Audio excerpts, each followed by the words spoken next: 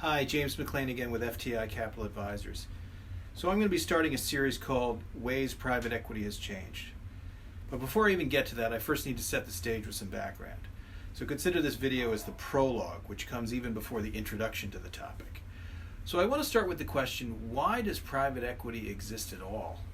And where did it come from? The whole financial history is really vast, and I could refer you to many books on the subject by financial historians.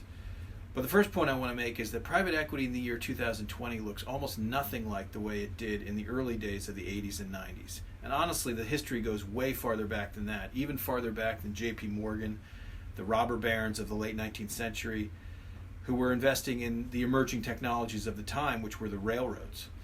I came into the investment banking business in the late 90s, and already at that point, private equity had been around for decades. My first boss said I should read a book called The Money Wars, written in 2000 by Roy Smith, who was a partner at Goldman Sachs and later a professor at NYU's business school.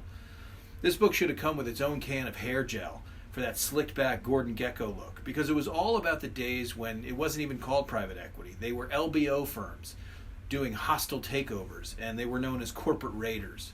All kinds of big personalities like Carl Icahn, Henry Kravis, T. Boone Pickens, greenmailing companies and undertaking proxy fights.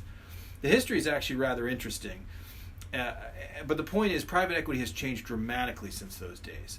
The headline is simply that if there was ever an impression that private equity was about stripping companies down and taking them apart, nowadays that couldn't be further from the truth.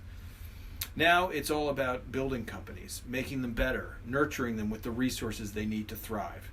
Private equity has also become vastly more efficient over the years with the huge proliferation of funds and the amount of capital raised. So in this series, we're going to talk in more detail about ways private equity has matured and gotten better, adding more value to companies, moving far beyond the initial playbook that was often just a caricature more than anything else.